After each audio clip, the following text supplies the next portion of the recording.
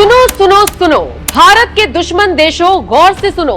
मोदी को नीचा दिखाने वालों और देश को विदेशों में जाकर बदनाम करने वाले भी गौर से सुनो। आपकी आला कमान ने जो ले लो पॉलिसी बनाई थी उसका बहुत जल्द दी एंड होने वाला है। कुछ याद आया? नहीं आया होगा। आजादी के दौरान और उसके 70 साल बाद की अपनी एक गलती आप लोगों को याद कहां रहती है? चलिए कोई नहीं, आज इसी पर हम चर्चा करेंगे। भारत की ले लो पॉलिसी को कब मोदी सरकार ने छीन लो पॉलिसी में तब्दील कर दिया और देश के लिए ऐतिहासिक फैसले ले डाले, किसी को पता ही नहीं चला। नमस्कार, मैं हूं आपके साथ नम्रता चौधरी। आज के इस वीडियो में हम आपको बताएंगे कि कांग्रेस की ले लो पॉलिसी को कैसे मोदी सरकार ने खत्म, टाटा बाय बाय कह दिया। वही पॉलिसी जिसमें चीन ने अक्साई चीन को अपना बताया तो ले लो भाई, चीन ने तिब्बत पर कब्जा किया तो भी ले लो भाई, बात कश्मीर की हो तो भी ले ले भाई। एक जमाना था जब पॉलिटिकल पार्टियों की सत्ता की भूख भारत को ले डूब रही थी। वो तो शुक्र है भगवान का जो सही वक्त पर सत्ता परिवर्तन हुआ और अब भारत अपने हक के लिए न सिर्फ लड़ना सीख गया है बल्कि उसे दूसरे के मुंह से छीनना जानता है। भारत की विदेश नीति ने कैसे 360 डिग्री का यू टर्न मारा है, उसका एक बहुत छोटा सा एग्जाम्पल देखिए।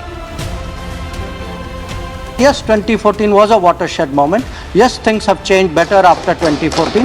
Yes, our foreign policy has become more dynamic, more effective, more prominent after 2014. So I think I'm so glad you picked up the 2014 issue and I hope you will be supportive of it.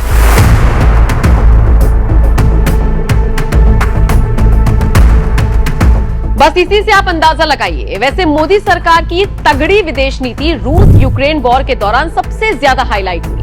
रूस के साथ भारत के संबंध हर तरह से मजबूत हैं। Ukraine के साथ भी भारत के संबंध मधुर हैं। ऐसे में जब इन दो देशों के बीच युद्ध शुरू हुआ तो भारत किसी के दबाव में नहीं आया। अमेरिका और चीन जैसे देशों ने अपना रुख साफ किया, लेकिन भारत किसी के फटे में टांग अड़ाकर अपना नुकसान नहीं करना चाहता था और इसीलिए बिना किसी के दबाव में आए मोदी सरकार ने डंके की चोट पर शांति की अपील कर डाली, यानी दोनों तरफ से सेफर साइड। पीएम मोदी ने दोनों देशों के राष्ट्रपतियों से बात कर जल्द ही युद्ध खत्म करने की गुजारिश तो की, लेकिन किसी एक देश का समर्थन नहीं किया। भारत की इस कूटनीति को देख अमेरिका और चीन जैसे देश हैरान थे। भारत की इसी समझदारी ने उसे दुनिया के देशों के सामने मजबूती से खड़ा किया। अब देखिए, एक वक्त था जब भारत के पास इतनी ताकत थी कि वो पाकिस्तान जैसे देश को चित कर सके। हमने किया भी था। उस वक्त की सरकारों ने कश्मीर को सिवाय इंटरनेशनल मुद्दा बनाने के कुछ नहीं किया, जिसका भुगतान भारत आज भी कर रहा है। नेहरू सरकार ने पंचशील की ट्रीटी पर हस्ताक्षर कर यह भी ऐलान कर दिया था कि जी हम तो चीन को पूरा समर्थन देने के लिए तैयार हैं। और मजे की बात देखिए, इंडिया के इतने सपोर्ट के बावजूद चीन ने इज्जत नहीं की कभी भारत की। चीन की बदतमीजी का एहसास हमें धीरे धीरे उस वक्त हुआ जब अक्साई चीन पर उसने कब्जा किया, जब तिब्बत पर उसने कब्जा किया और भारत ने उफ तक नहीं किया। तब तो इन कांग्रेसियों से कुछ हुआ नहीं और अब राहुल गांधी चिल्ला चिल्ला कर बोलते हैं कि चीन ने इतनी जमीन हड़प ली, उतनी जमीन हथिया ली। अब कोई कर सकता है? नहीं कर सकता। कहीं से उड़ते उड़ते खबर भी आ जाए तो उसके चंद मिनटों बाद अमित शाह ललकारते हुए नजर आते हैं, चीन को धमकाते हुए कहते हैं किसी में इतनी हिम्मत नहीं जो हमारी 1 इंच जमीन भी ले ले। नेहरू राज में और मोदी राज में चीन के साथ भारत का व्यवहार कैसा रहा, एक एक करके ग्राफिक्स के जरिए समझिए। नेहरू ने किया चीन का समर्थन। विदेश सेवा के पूर्व अधिकारी अवतार सिंह भसीन की किताब के मुताबिक नेहरू चीन को लेकर काफी बेपरवाह थे। आजादी के शुरुआती सालों में भारत ने चीन का दिल जीतने की खूब कोशिश की थी। भारत यूएन में कम्युनिस्ट चीन की जगह पक्की करने में जुटा था, लेकिन चीन के साथ सीमा समझौतों को लेकर उसने कोई तैयारी नहीं की। जवाहरलाल नेहरू को लगता था कि चीन भारत का साथी है, लेकिन हकीकत कुछ और थी। तिब्बत पर चीन ने ऐसी चालाकी की कि उसमें नेहरू बुरी तरह से फंस गए। तत्कालीन नेहरू अपने चीनी समकक्ष से बात करने गए थे, लेकिन झाऊ एंड लाई ने उनसे बात करना उचित नहीं समझा। अक्साई चीन पर भी नेहरू ने की थी बहुत बड़ी गलती। दरअसल नेहरू अंतर्राष्ट्रीय कूटनीति के मामले में सशक्त नहीं थे, क्योंकि उस वक्त लंबे समय से उसकी विदेश नीति उसका शासक ब्रिटेन तय कर रहा था। नेहरू ने सबसे बड़ी गलती की चीन पर आंख बंद करके भरोसा करके। सीमा समझौते को लेकर दोनों देशों के बीच एक हफ्ते तक बात हुई, लेकिन इस बातचीत में कोई हल नहीं निकला। झाऊ अक्साई चीन को छोड़ने के बदले अरुणाचल प्रदेश देने का ऑफर लेकर आए थे। नेहरू के लिए ये बहुत बड़ा झटका था। नेहरू की इसी अंधविश्वास की वजह से युद्ध जैसे हालात बने।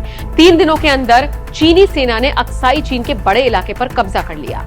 राहुल गांधी भले ही अरुणाचल प्रदेश में चीन की घुसपैठ का मुद्दा उठाते हैं, लेकिन वो ये भूल जाते हैं कि सालों पहले जिस वक्त चीन युद्ध की तैयारी कर रहा था, तब नेहरू विदेश यात्रा कर रहे थे।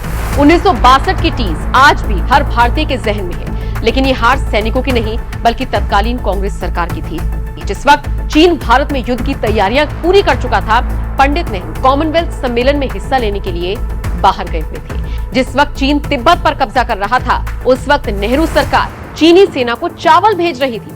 हिंदी चीनी भाई भाई के लक्ष्य पर चलने वाले नेहरू की गलतियों की वजह से ही भारत की एक दो नहीं बल्कि कई हजार वर्ग किलोमीटर की जमीन चीन ने हड़प ली। आज भी उसके ज्यादातर हिस्सों पर चीन का ही कब्जा है। नेहरू की ले लो पॉलिसी ने तो भारत का पूरी तरह से बंटाधार किया ही, लेकिन मोदी राज में ये हालात कैसे पलटे हैं, अब जरा ये भी ग्राफिक्स के जरिए समझ लीजिए। मोदी राज में कैसे सहमा चीन। अमेरिका से बढ़ती भारत की नजदीकी से सबसे ज्यादा चिढ़ चीन को ही मची। पिछले 9 सालों में चीन के खिलाफ मोदी की जबरदस्त कूटनीति रही।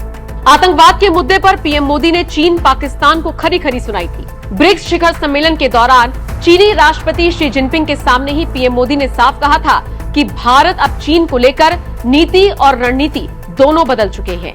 हाल ही में आसियान शिखर सम्मेलन में हिस्सा लेना भी मोदी सरकार का मकसद भी चीन को झटका देना ही था। मोदी सरकार ने चीन को आर्थिक चोट देने के लिए उसकी सारी एप्स को भारत में बैन कर दिया था।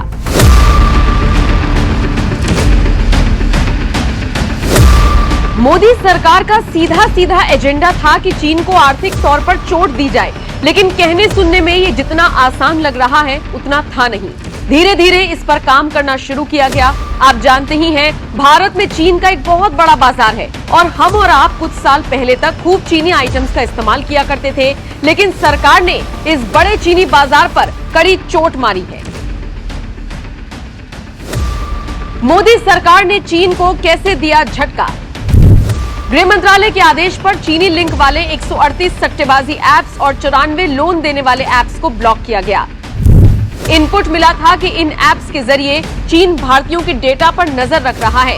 इस जासूसी को खत्म करने के लिए सरकार ने सीधा चीन की एप्स को बंद किया। इससे न सिर्फ चीन के मंसूबों पर पानी फिरा, बल्कि आर्थिक रूप से भी उसे करारी चोट लगी। कुछ एप्स को आईटी एक्ट की धारा 69A के तहत बैन किया गया। इसके पीछे सरकार ने भारतीयों की प्राइवेसी को खतरा बताया।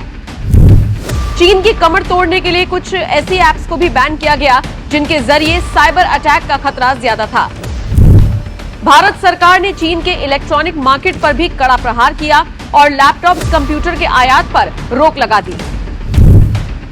भारत सरकार ने ऐसी कंपनियों का भी विश्लेषण किया जो चीन को फायदा और भारत को नुकसान पहुंचा रही थी। इनमें शाओमी का नाम सामने आया, जो छुप छुप कर चीन को पैसा भेज रही थी। इस कंपनी पर कड़ी कार्रवाई की गई। यही फर्क है मोदी और कांग्रेस की विदेश नीतियों में।